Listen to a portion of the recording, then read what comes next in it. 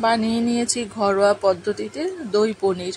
দই পনির করার জন্য আমি এখানে নিয়ে নিয়েছি একটি পনির, সেটা হচ্ছে আমুলের মালাই ফ্রেশ পনির। আমি আমার মতন সাইজ দিয়ে কেটে নিয়েছি, আপনারা আপনাদের মতন কেটে নেবেন। কড়াই বসিয়ে তেল গরম করে, সাদা তেল গরম করে দিয়ে দিয়েছিলাম নুন।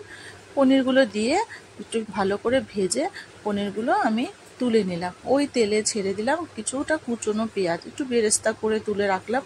মশলা করে নিলাম।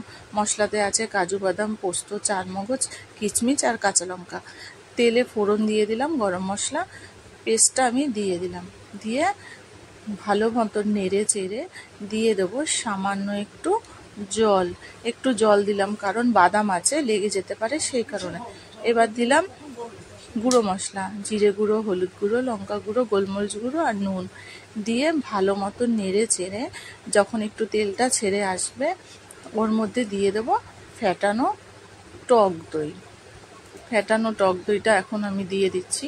ফেটিয়ে রেখেছিলাম আগে থাকতে, দিয়ে দিলাম ফ্যাটানো টক দইটা।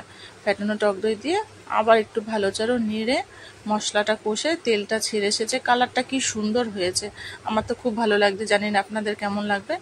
দিয়ে দেবো এর মধ্যে হচ্ছে পনিরগুলো দিয়ে ভালো মতো নেড়ে চেড়ে একটু কষিয়ে নিলাম যাতে পনিরে মশলাটা টেনে নেয়। এবার দিয়ে দিলাম সামান্য একটু জল। এর মধ্যে এখন আমি দেব সামান্য একটু চিনি, যাতে দই আছে টক ভাবটা একটু কাটে। দিয়ে দিলাম একটু কসুরি মেথি আর দিয়ে দেবো 1 চামচ ঘি। ঘিটা একটু আমি বেশি করেই দিয়েছি যাতে গন্ধটা ভালো আসে।